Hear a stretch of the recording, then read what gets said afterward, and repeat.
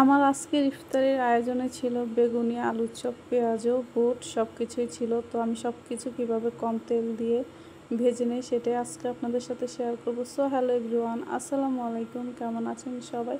তো আমি বেসনটা কীভাবে গুলিয়ে নিই সেটাই কিন্তু এখন আপনাদের সাথে শেয়ার করব। তো বেসনটা কিন্তু প্রথমে কিন্তু আমি একটু চালনির সাহায্যে কিন্তু চেলে নিব। এখানে কিন্তু প্রায় 2.5 কাপ পরিমাণ বেসন আছে। তো এটাকে কিন্তু ভালোভাবে কিন্তু চেলে নিচ্ছি। আর দেখতে পাচ্ছেন উপর দিয়ে কেমন দানা দানা আছে, সেগুলো আমি ফেলে দিচ্ছি। তো কালারের জন্য আমি একটু জর্দা রং ইউজ করেছি আর স্বাদ মতো লবণ, 1 চামচের মতো কিন্তু ময়দা দিয়েছি। আর এখন কিন্তু অল্প অল্প করে আমি পানিটা কিন্তু অ্যাড করে নিব একটা হ্যান্ড উইচের সাহায্যে। কিন্তু এখন এটাকে আমি ভালোভাবে একটু মিশিয়ে নিচ্ছি। আপনারা জর্দা রঙের পরিবর্তে কিন্তু ফুড কালারটা কিন্তু ইউজ করতে পারেন। আমার হাতের কাছে জর্দা রঙটা ছিল, আমি সেজন্য কিন্তু জর্দা রঙটা ইউজ করেছি। আর গাইস, এখানে কিন্তু আমি 1 চামচের পরিমাণ আমি কিন্তু চিনি ইউজ করেছিলাম, সেটা আর কি ক্যামেরার সামনে দেখানো হয়নি। তো এই তো এখন সামান্য পরিমাণে কিন্তু বেকিং সোডা দিয়ে দিয়েছি।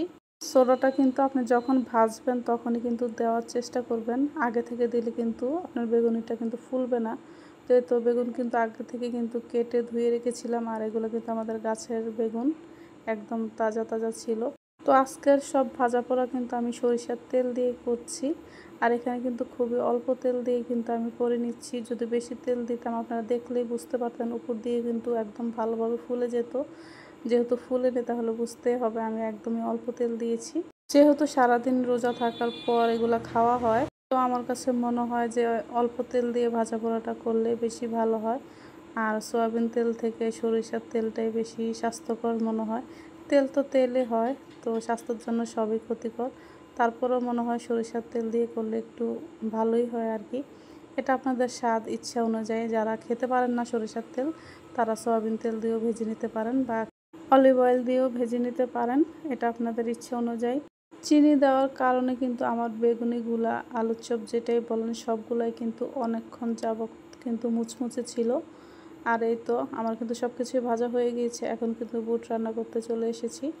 আর এই যে ছোলা বুটগুলো কিন্তু আমার কিন্তু পেজে কিন্তু ছোলা বুটের রেসিপি কিন্তু অনেক আছে, আপনারা ইচ্ছে করলে একটু ভিজিট করে আসতে পারেন। তো এই তো এখানে কিন্তু আমি কিন্তু গরম মশলা, আদা, রসুন, হলুদ, মরিচের গুঁড়া, কাঁচামরিচ সব কিছুই দিয়েছি। আর পেঁয়াজের পরিমাণটা কিন্তু একটু বাড়িয়ে দিয়েছি। আর এখানে কিন্তু 3টা বড় সাইজের সিদ্ধ আলু ছিল। ছোলা বুটটায় আমি একটু আজকে বাড়িয়ে রান্না করেছি। আর লাস্ট পর্যায়ে কিন্তু আমি ধনিয়া পাতাটা দিয়ে দিয়েছি। তো ভিডিওটি ভালো লাগলে অবশ্যই লাইক, কমেন্ট, শেয়ার করে পাশে থাকবেন। আবারও কোনো রেসিপি নিয়ে চলে আসবো। সবাই ভালো থাকুন, সুস্থ থাকুন। আল্লাহ হাফেজ, আসসালামু আলাইকুম।